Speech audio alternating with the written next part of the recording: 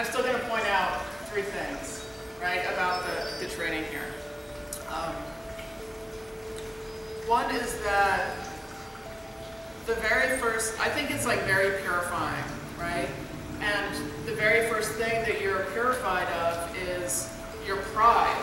Because you come and it's like you have to put on those horrible white uniforms, you know, and you have to like bow a lot. And I remember one woman's first day here, she was like, "Can I get the black one? Because like that's, you know, the white ones are just gonna add on 10 pounds." And Sabina was like, "What are you talking about?" But so, you know, we come here and we bow and we look ridiculous with whatever we're doing, you know, as white belts, and we're purified of our pride. Because when you have pride, that prevents you from learning because you think you already know, right? So already from the start, you're set up with a really strong foundation to go far and to learn a lot. The other thing is you develop really intense focus doing this kind of training, and the same thing with yoga. I think there's an incredible power when you're working with your breath and your body and your mind and your chi all at the same time.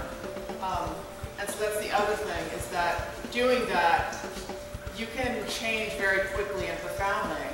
And so I think many of the people who train here, like you've experienced change on a pretty deep level. So you know that that's possible and you're really open to it, right? So I think all these things kind of set you up to take another step and to develop a strong meditation practice. You already have a very good foundation. Since out of getting a retreat about 4.5 months ago, I started a nonprofit called GoBeyond.org, and we're teaching the greatest meditation hymns from the past 2,500 years, from the Buddhist and yoga lineages. But we're teaching it based on pretty advanced principles. Like it's not meditate so you can be more relaxed, or meditate so you can perform better in your job. Those things are wonderful and they're side benefits and they naturally happen when you meditate.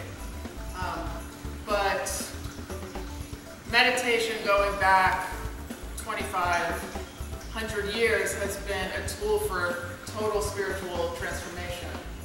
So, you know, the focus on using it for relaxation is a new thing. And it's great, but we can set our sights really high, right? Meditation can be a tool to completely like revolutionize your mind and your heart, right? So that's the kind of meditation that I'm interested in and that I'm going to be teaching. So being in a 3-year retreat is very much like a deathbed experience, because you leave everything that's been defining you, like everything that makes up your identity, that has been making up your identity for your whole life. You basically leave that, like your family and your friends and your job and your social status and your, you know, bank account, different communities that you belong to, like this community. That was really hard for me to leave.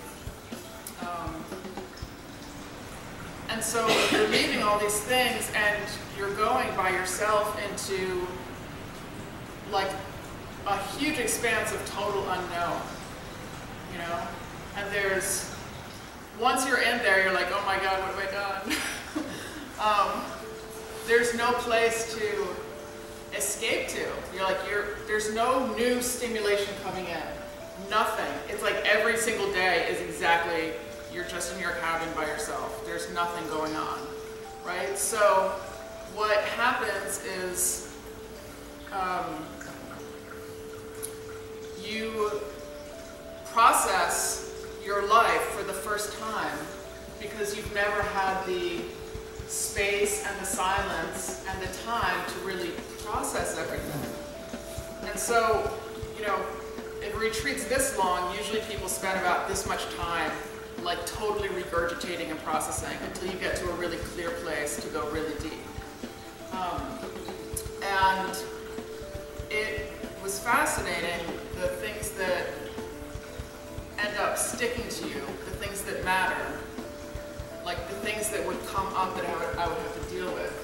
And it was the same among all the retreaters, you know, it's like, you never think, that was a really awesome PowerPoint presentation that I gave in 2008. You know, or like, those were like a really hot pair of boots I owned in 2003. You know, like, those things don't matter. It's all stuff like, you know, my friend had bulimia and I was too wrapped up in myself to really do anything to help her, you know? Or my grandmother's gone and I never even, like, asked her one thing about her life.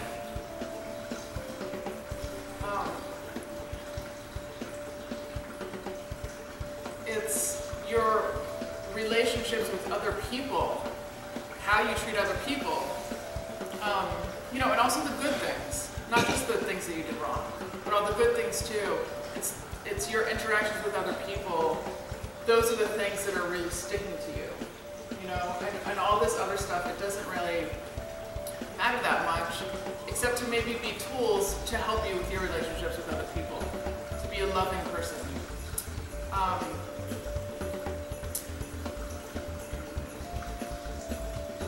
So I'm focused on using meditation for more ultimate things like spiritual transformation and not so much worldly stuff. And all the worldly stuff comes when you're working on the higher things, like the things that are going to matter in the end, you know.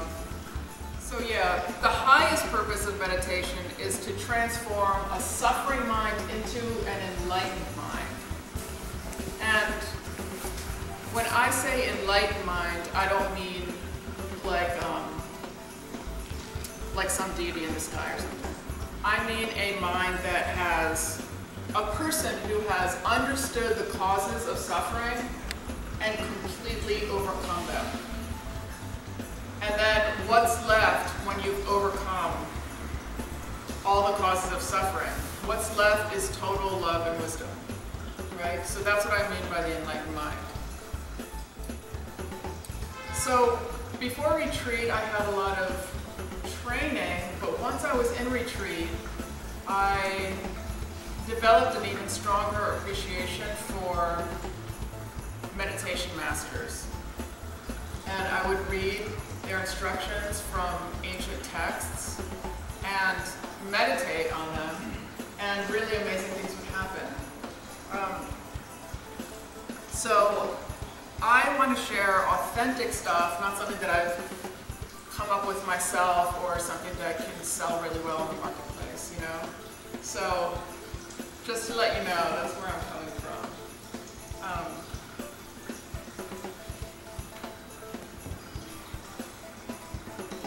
And I'm excited because today kicks off the 21-day meditation challenge at the One Bush Life Center.